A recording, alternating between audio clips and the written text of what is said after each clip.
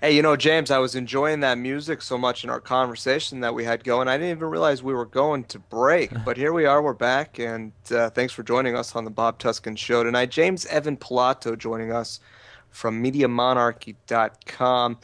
And there's a lot to talk about. And of course, we'll talk about conscious music again on the show. It's a reoccurring theme between James and I, and as well between many of the artists we've had on, from Paul of Poker Face to Payday Monsanto, of course, very good friend of the show, does our intro and outro for each hour, to, oh man, the list goes on. Immortal Technique, Mm. the list goes on. There's so many great people out there doing their thing. Lauren Hill's another one that people don't necessarily know about.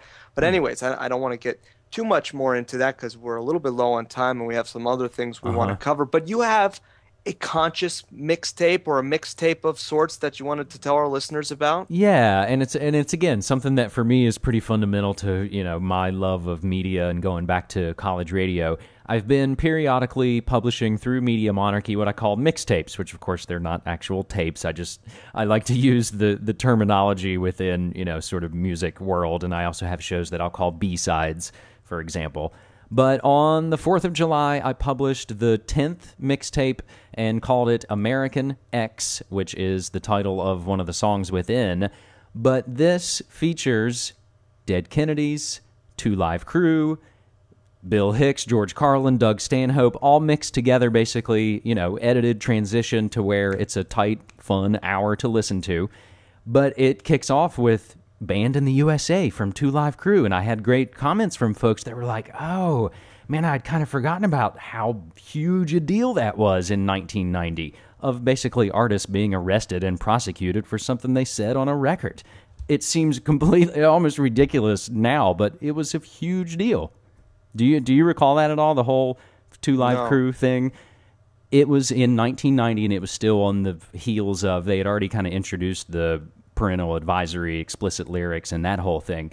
But the Dead Kennedys were also brought up on obscenity charges for an H.R. Giger painting they included in their album Frankenchrist. But essentially, this is an hour mixtape, and it also has music from Blur and the Misfits and Idlewild and Morrissey and Black Rebel Motorcycle Club. And I think, again, it's a great way, to enjoy art and to enjoy music. And that's, Bob, we've said it time and time again on the show. It's like, ultimately, these are the kind of things that we're fighting for. I had the great opportunity to go to a nice, outdoor concert last Friday night and go see Oh, yeah. Nico Case, and it was beautiful in Oregon and seeing the sunset, and it was just like, those are the things, that I think you have to remember in, Sure. if we have our nose to the grindstone in the alternative media, to remember to still take the time to enjoy things while we can and while we have what we have. Yeah, I love nice melodies and Hmm. different rhythms. And, that's exactly as you said, that's what we're fighting for.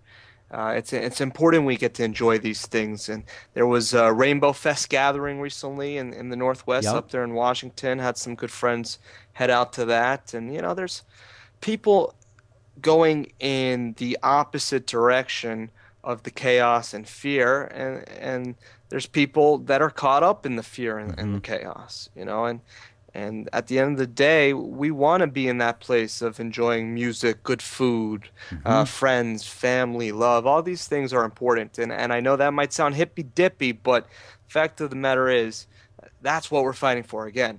So, James, there's so much more to talk about, but how can they find the mixtape? So if you just go to MediaMonarchy.com, I believe it's still on the front page. And I'll also usually sometimes make a little extra note that says, don't miss the mixtape. But it's all linked up. And again, it'll be on my Twitter feed, and I posted it on Facebook.com/MediaMonarchy. Any of those avenues, you should be able to find it. Cool. And you're doing always all sorts of media. You got a radio show coming up tonight in the Portland area, from what I understand, pretty big show. That's right. My friend Clyde Lewis of GroundZeroMedia.org invited me to come on his, number one in the time slot show here in the Portland metro area. It's on KXL 101.1 FM. And for folks out there, it's going to be on KXL.com worldwide, 9 p.m. Pacific time. But he's having me on to discuss something that is going and getting underway, and that's our good friends at the Bohemian Grove. Ah, something we were going to be talking about at some point on the program. We have some people there live. Anthony Hilder with Yeah. one of his associates is actually there right now. They're going to do a live report for us at some point. What's going I on? think Hilder is going to be on Ground Zero tonight as well, because he and Well, Clyde there you were go. talking at the conspiracy conference a few weeks ago. So Oh, yeah. I also heard something about anonymous people being there and trying to kind of rally and generate, which again ties in with this. Again, it's a double-edged sword. Will these lead to positive changes? Hacking Monsanto and hacking Booz Allen Hamilton, and essentially hacking the Bohemian Grove. I think if we can draw more and more and more attention to these kind of things, ultimately it is the information war. So I would tend to lean on the side of, yeah, let's draw more attention to it than not. What do you think?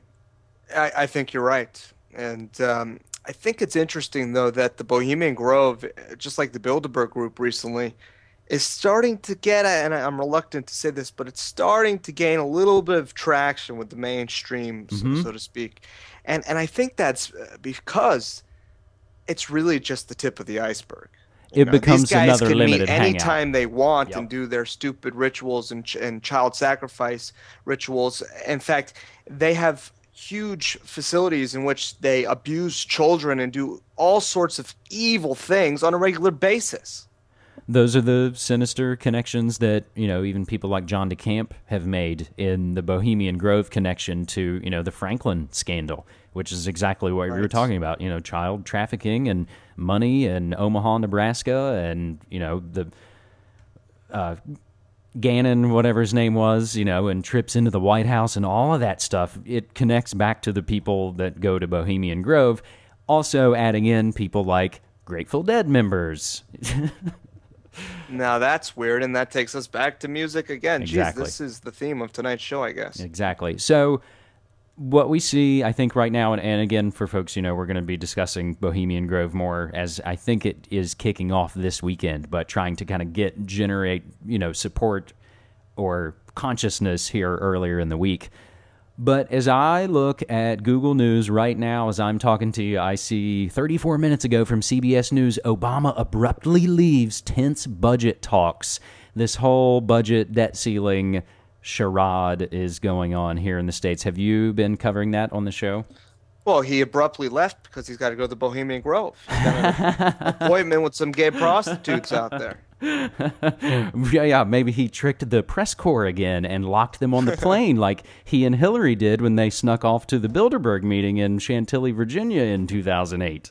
Yeah, we've been covering what Obama said about Social Security recently and the debt ceiling in general, and it seems like they have no idea what's going on. If they wanted to address this stuff, again, I have said it many times before, they would go after the root of the problem, and that is our fractional reserve debt-based system from its origin, from its root. And the enforcement arm, the international, police of the world that Right. are the biggest destroyer and polluter and destructor of all things, beautiful in this world. And all these people are all basically our human brothers and sisters, and they're getting hit by depleted uranium in Libya, again, under the smiling facade of Obama-Sia. Well, it's NATO. It's NATO, and they're saving them from cheap gas prices and great infrastructure. They're saving these people. Because, of course, you can't have, a third world nation that's been able to Right. bring itself up to first world. We need tin pot, nut job, religious right-wing fanatics that we can stir up that, of course, we've trained and funded through Exactly. their radicalization of Islam, and you Exactly. can go to We Power of have to Nightmares save for the- that. We have to save these people, James, from a lack of a central bank. These people need central banks, and America is the enforcer of the central banks. So I have posted up on Media Monarchy from CBS, even dollar stores struggling in Obama depression, and that is their headline. Jeez. What will a dollar get you anyways these days? No wonder they're struggling. It'll get you lots of made in China plastic crap, basically. Yeah. There's one just a couple blocks away from me. High fructose corn syrup and all sorts of stuff. Hey, when we get back in our final segment, let's talk about Albertsons and them Okay. taking away these self-checkout lanes. I talked about this with my pops, who works in retail, and I know you also work Hmm. in the grocery world. And I think it's very interesting. I think it comments on a lot of different things, including our labor theory of value and a lot of deep things. Anyways, we'll talk about that and finish off anything else we didn't get to in our final segment. Coming up with James Evan Pilato on the Bob Tuskin Show. Don't go anywhere. We'll be right back.